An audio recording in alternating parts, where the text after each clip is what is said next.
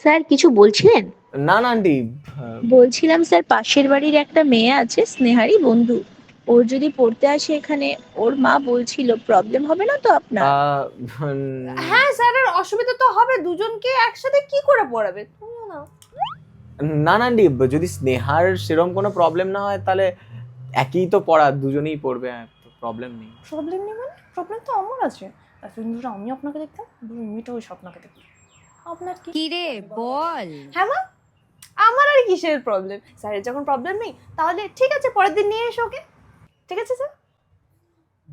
ঠিক আছে আন্টি, পরের দিন আসতে বলবেন। আচ্ছা ঠিক আছে, আসলাম স্যার।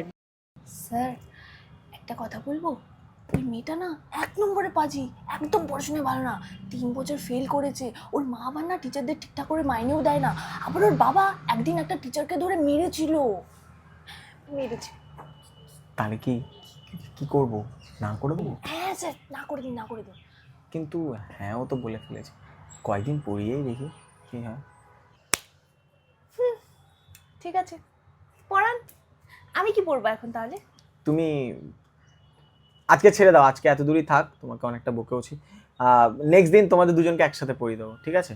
আমি আসছি। সাবধানে যাবেন। হ্যাঁ ঠিক আছে।